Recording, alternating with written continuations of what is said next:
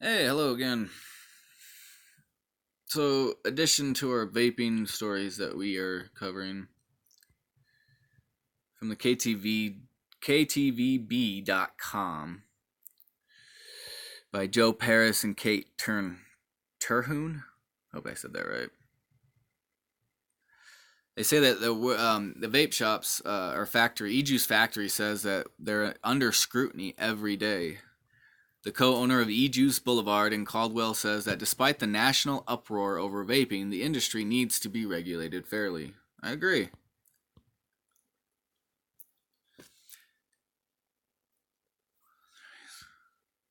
For Jeremy, 4C watermelon flavored e-liquid was the key to kicking cigarettes, a habit that had dodged him more than 2 decades. And that's great. Use vaping to get off actual cigarettes. You notice they're trying to ban vaping products, but they're still selling tobacco products. Now at 49, 4C says he's gotten healthy, logged 200 visits to the gym this year, and received a clean bill of health from his doctor. Great. I'm healthier than most 21-year-olds I know. I attribute it to vaping. It saved my life. 4C, the co-owner of E-Juice Boulevard in Caldwell, admits he has a stake in the fight over e-juice or e-cigarettes currently unspooling across the country after a recent severe rash of vaping-related illnesses that has sickened hundreds and left more than a dozen dead, which, by the way, is not a lot. And I'm sorry if you know somebody that died of this. I'm not trying to downplay it. It's just it's not as bad as what they're making it out to be. And I could be wrong. Health officials have struggled to pinpoint a single ingredient or component that is to blame for the surge of illnesses, but have sounded a dire alarm. Legislation is not far behind. Of course, it's all a ploy to get our political masters to write a policy that we have to fucking follow. Okay. Legislation is not far behind. Several cities have placed restrictions on flavored e-liquid they say unfairly draws in young people. The Trump administration has also floated a plan to ban flavored e-cigarettes outright, a prohibition that 4C says would serve only to push consumers to online black markets where e-liquids may not be subject to testing and regulation, increasing their danger. Exactly. Why do you think all these people with marijuana, where it's illegal, the reason they called it a gateway drug is because you banned it, which means you threw it in with all the other drugs. And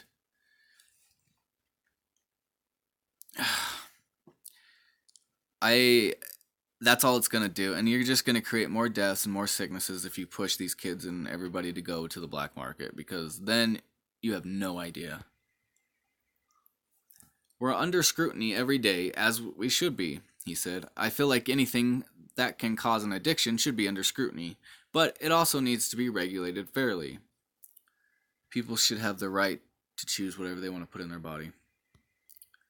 4C, who runs the manufacturing and e-liquid wholesale operation, said that his company have never received a single complaint about any of their e-liquid making someone sick. All of their products, which are distributed across the U.S. and to other countries, are made inside the laboratory in Caldwell, which has received an A rating from the FDA. 4C invited KTVB cameras inside the factory for a recent tour, saying he has nothing to hide.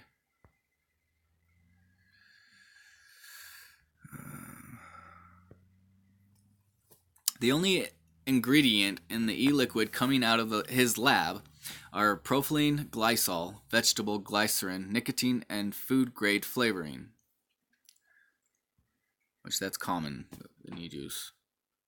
4C blames the vaping-related lung injuries, making headlines on black market cartridges containing THC oils, not traditional nicotine-based vape juice like what he carries. Oh, don't throw THC under the bus. It's not the THC or anything. It's the actual e-juice. And I might be wrong, but I'm betting money it is the e-juice that's coming from other countries, or that the kids are making on their own, or other people. But you can't, no. Still, 4C admits that vaping e-liquid is not completely harmless. It discourages young people and those who have not used nicotine from picking up the habit. Vaping isn't safe, he said. It's something you should just go out and start doing. It's not something you should just go out and start doing. At the Vapor Loft in Boise, where some of the e-liquid ends up on shelves, multiple signs warn that minors are not allowed to purchase. Vaping is not for kids, reads one warning posted outside of the store on a print out a bright red stoplight. 4C's wife, Stacy, who manages Vapor Loft, said the business ended up pulling JUUL products, a high nicotine, easily concealable type of vaping device particular with teenagers, from the shelves over concerns of them falling into underage hands. She rejected the much circulated criticism that e-juice's bright packaging and fruity or dessert-based flavors were designed to draw in young people. It's marketing, and it's where marketing to the adults who are old enough to purchase these products, she said. If we have a minor come in here, we're straight up not going to sell it to them. There's no way we're going to sell to them. And see, that's just a scapegoat saying that, oh, it draws young people. Think about the children. No different than the alcohol commercials or the tobacco or any McDonald's commercials. You can't say that because everything's marketed toward people buying it. Her husband agrees, saying the arguments behind a state or federal flavoring ban are misguided. I agree. If you told me I had to vape a tobacco flavor, why would I? That's what I quit. Stacy 4C said their e-liquids can be purchased with varying levels of nicotine from 12 NIC, roughly the same amount as a cigarette, down to 0 nicotine. Although federal regulators have not signed off on vaping as a stop smoking aid, she argues that people who wish to quit are able to titrate down their nicotine in steps, eventually eliminating their dependency entirely. Unfortunately, the future of vaping industry hinges on the next steps in legislation and regulation, meaning the 4C's livelihood could change drastically at any time. The couple says that for now, they are in a wait-and-see pattern. Yeah, and you know what? They're going to have to wait until our politicians figure out how they can make money off of this crisis. So once the politicians agree to the vaping industry and money is exchanged, then the legislation will be passed as a compromise.